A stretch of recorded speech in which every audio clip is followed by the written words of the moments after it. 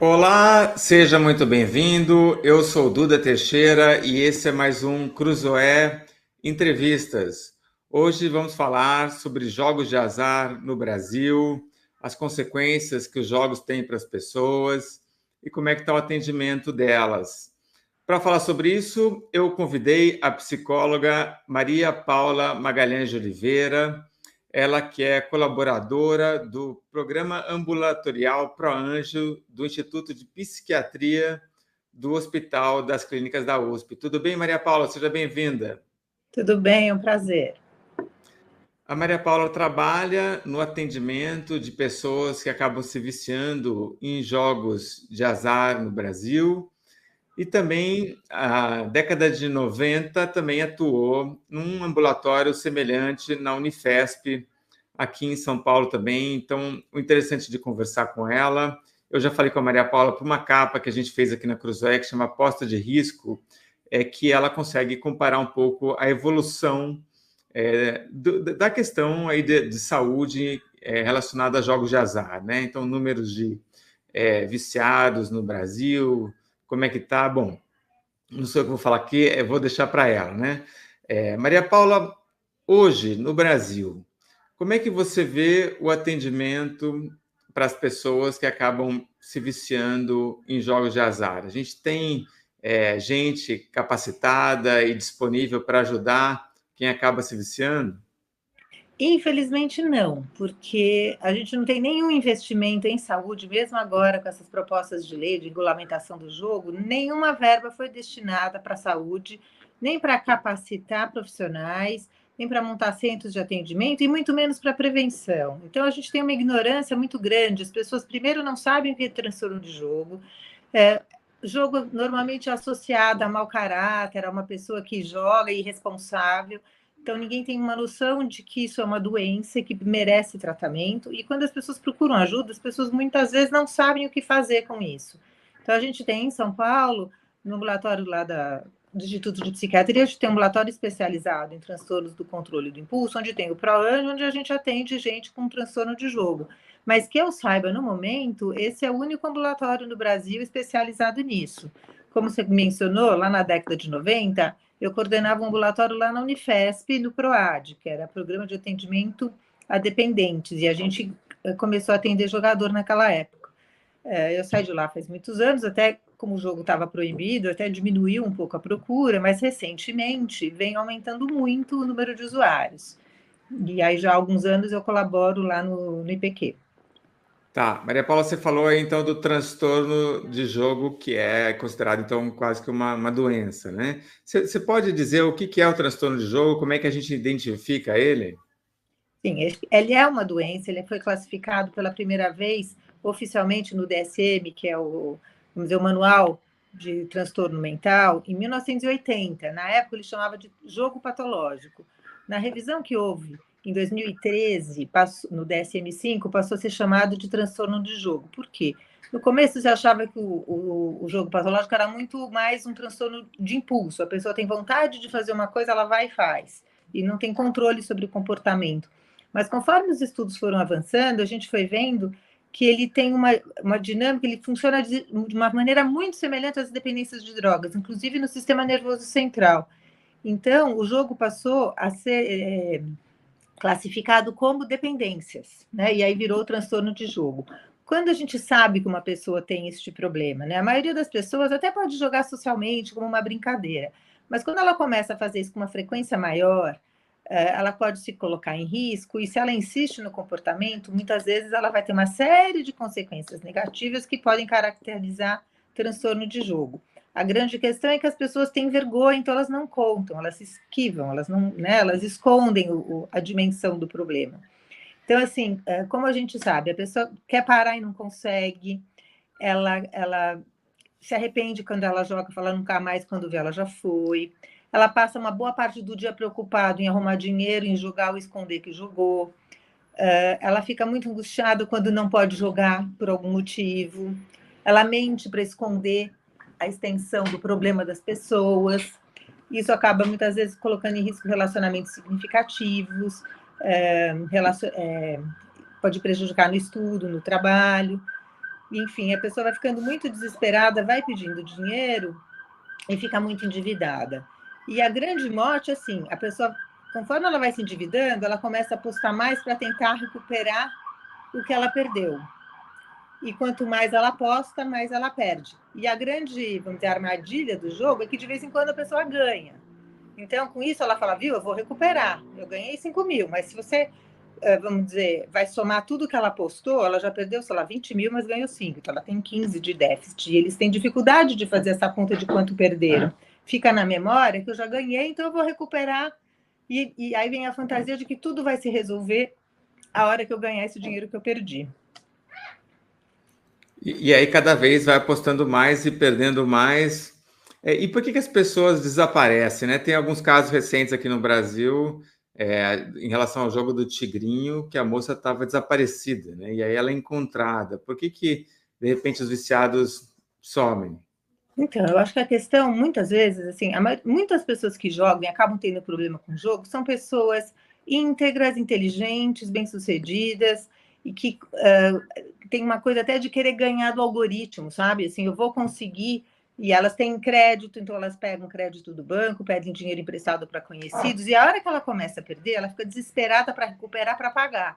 E tem muita vergonha de assumir que perdeu e de assumir a dívida. Então, muitas pessoas se escondem, sobem, desaparecem, e a gente tem um alto índice de ideação suicida entre jogadores, inclusive de suicídio mesmo, que a pessoa assim, não tem coragem de assumir, de acreditar como eu me enfiei nesse buraco e não consegue ver uma alternativa, porque de fato o único jeito de parar é assumir que perdi um dinheiro, né? Vou ter que me reorganizar, pagar isso em 1 ano, 2, 5, 10, não sei, depende do tamanho da dívida.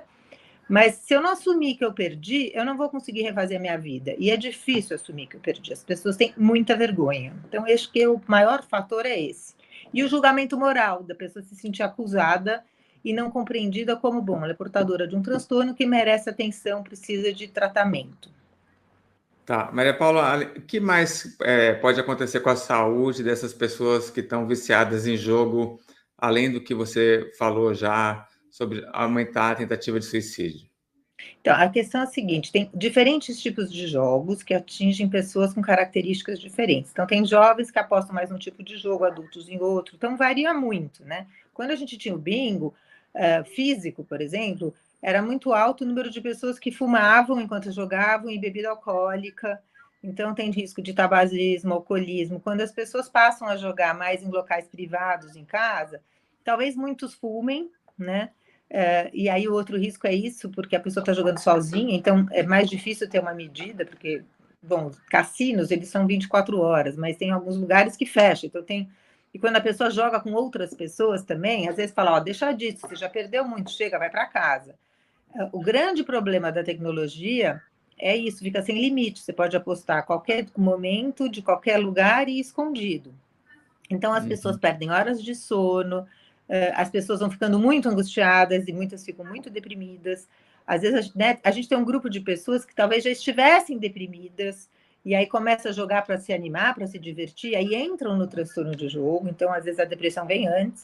Às vezes, não, é a própria atividade de jogar que deixa as pessoas muito deprimidas. Então, depressão, ansiedade e uso de substâncias são quadros que caminham muitas vezes junto com a questão do jogo, né?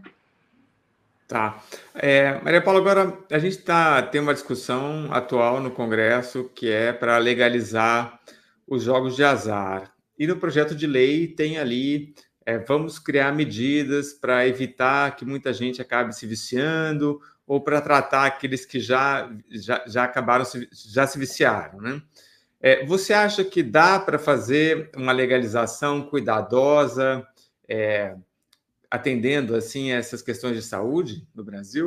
Então, o que eu acho que já a própria maneira genérica como é colocada já mostra que é uma falácia, que é para dizer, para inglês ver, né? Para a gente fazer de conta que a gente está sendo ético e cuidando das pessoas, porque na verdade o que a gente só ouve é que vai trazer tributo para o país, que é um dinheiro que está indo para fora do país nesses sites, né? Que são todos localizados no exterior, e com isso a gente vai, né, ter cassinos, ter emprego, movimentar a economia, movimentar o turismo. E ninguém fala de quem sustenta isso, porque quem joga por lazer de vez em quando não vai deixar uma grana significativa. As pessoas que de fato apostam e perdem muito são as pessoas portadoras de transtorno de jogo. E assim, a gente está vendo jovens de 20 anos perdendo 200 mil reais. Quer dizer, é muito alto. E aí, então, dizer que vai cuidar da saúde não tem verba destinada, não tem nenhum tipo de especificação de que tipo de tratamento pode ser oferecido. É só olhar o que a gente faz com o usuário de drogas e álcool, né? A gente tem um serviço bem fraco, né? Então, é difícil acreditar que vai se organizar uma coisa mais estruturada para jogo. Por exemplo, o que a gente percebe é que desde que legalizaram, né, a questão das apostas em esportes, os bets, assim, multiplicou de um jeito indiscriminado as propagandas, de um jeito absurdo, sem nenhuma restrição, não tem nenhuma política responsável que limite a propaganda, que limite por... em outros países, a gente observa que tem regras muito rígidas quando eles legalizaram o jogo. Restrição de horários de propaganda, mensagem obrigatória de feedback enquanto a pessoa joga, de que aquilo pode ser um transtorno, a probabilidade de ganho e perda. Tem uma série de medidas que, de alguma maneira, podem minimizar a redução de danos. Aqui não se fala nisso. A propaganda está liberada, o tratamento não existe e prevenção não se fala. As pessoas não sabem o que é transtorno de jogo e, né, a gente está sendo bombardeado por propaganda, inclusive dizendo que é um investimento. Uma pesquisa recente da Folha mostra que uma grande porcentagem achava que estava investindo. E tem muito mais gente, entre aspas, investindo nas apostas do que, por exemplo, fazendo aplicação financeira. Então, eu acho que é bem complicado. Eu acho que essa lei provavelmente favorece, né, segmentos bem específicos que estão há muitos anos tentando legalizar o jogo, sem ser séria, né, sem organizar de um jeito que proteja o jogador. Quer dizer, isso então de querer, olha, a gente legaliza e nós vamos criar uma rede de atendimento, ou vamos criar regras para evitar muita propaganda.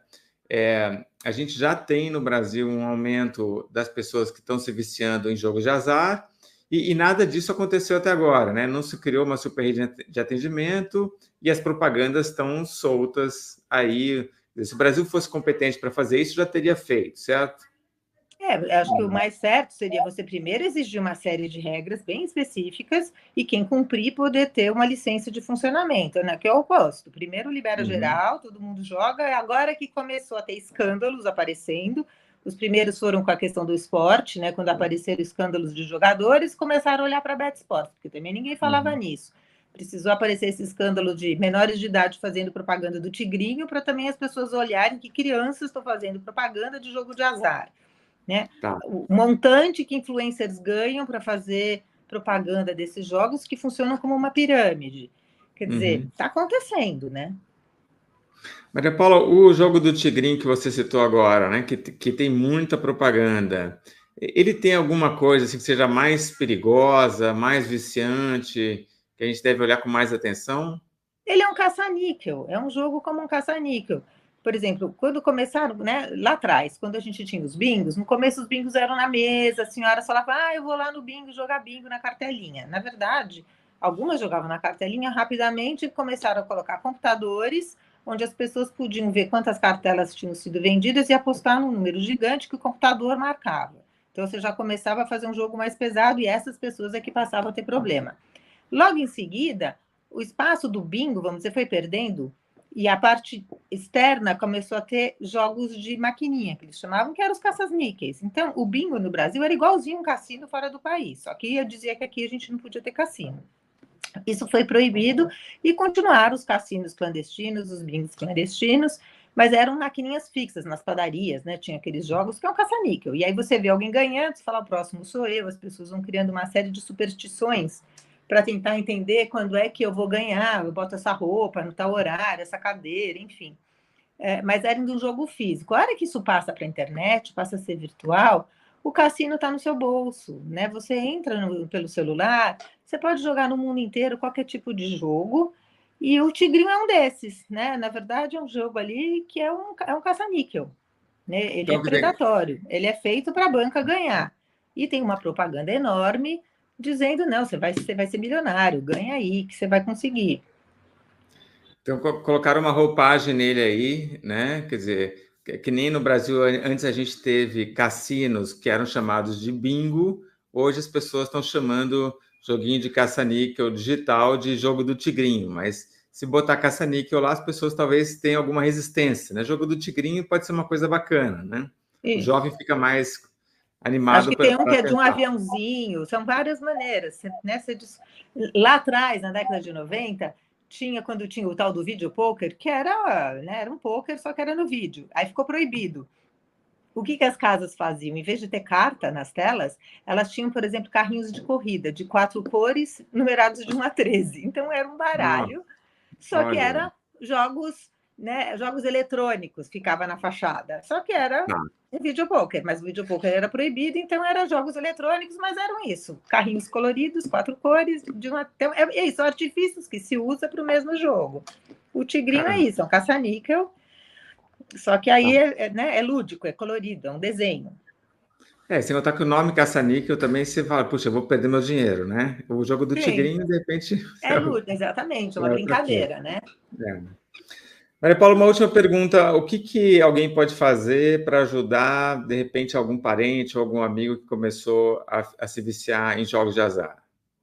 Então, acho que a primeira coisa é poder falar francamente, né, ajudar a pessoa a admitir o problema, porque as pessoas, primeiro, têm vergonha, e, segundo, elas negam, elas acreditam que elas vão ganhar, né? Ou porque alguém ganhou, uma hora eu ganho, eu já ganhei antes, vou vir a ganhar, ou porque eu sou muito inteligente, vou fazer, sabe assim, eu vou conseguir, as pessoas fazem conta, vão lá atrás do algoritmo, fazendo a probabilidade, vai chegar a minha vez.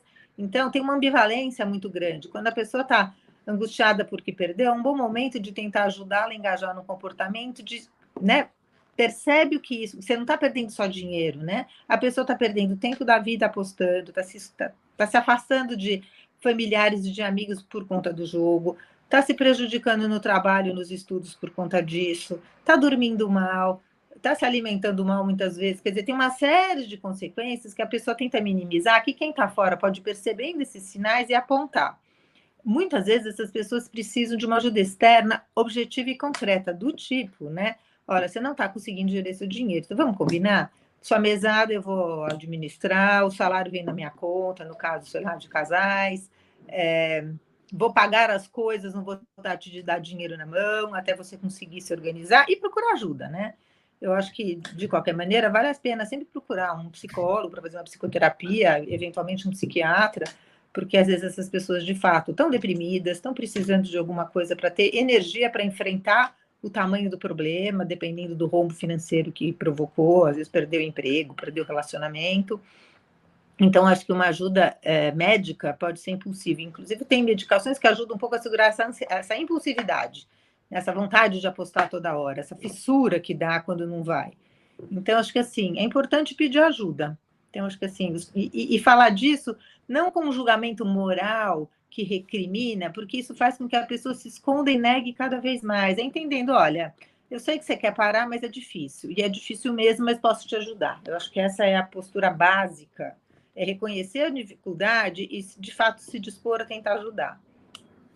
Ótimo. Maria Paula, super obrigado pela ajuda. Acho que é importante trazer esse tópico da saúde, porque nessas discussões todas aí dos jogos de azar, falou-se muito aí nessa questão de turismo, economia, e acho que a questão da saúde acabou ficando relegada a segundo plano, né? Então, acho que até o mais importante que a gente deveria estar discutindo é a saúde. Então, muito bom falar com você aqui. Super obrigado, viu? Posso acrescentar só uma coisa que eu pensei Pode. que é importante? Porque eu acho que assim, a aposta em esportes foi legalizada e a questão né? Essa questão dos esportes, o futebol é um esporte nacional, todo mundo adora ver um futebol. Quem tem problema com a aposta não pode assistir futebol mais, porque a propaganda vem o tempo todo, insistindo, né? Quer dizer, então precisaria mesmo de uma regulamentação séria com relação à publicidade e uma campanha de verdade de prevenção, e principalmente entre os jovens, porque os jovens são mais susceptíveis, até pela fase do desenvolvimento em que se encontram, que o cérebro não está completamente formado, então é uma fase de vulnerabilidade, não é à toa que na adolescência, que os jovens têm mais problemas com álcool e outras drogas, o jogo entra no mesmo lugar, então a prevenção nessa faixa etária é muito importante, e o que a gente está observando é um aumento de procura de tratamento por jovens. E quanto mais cedo, né, a pessoa tem problema, pior, né, pior para o desenvolvimento dela. Então, eu acho que essa questão de ficar alerta, né, com os jovens e fazer prevenção é muito importante. Ótimo, alerta importantíssimo esse. Maria Paula, obrigado, viu? Obrigada a você. Tchau. Tchau, tchau. Bom, eu conversei com a Maria Paula Magalhães de Oliveira, ela que é psicóloga, trabalha, então, colaboradora nesse programa ambulatorial ProAnjo, do Instituto de Psiquiatria do Hospital das Clínicas da USP. Eu sou o Duda Teixeira e esse foi mais um Cruzoé Entrevistas. Tchau, até a próxima.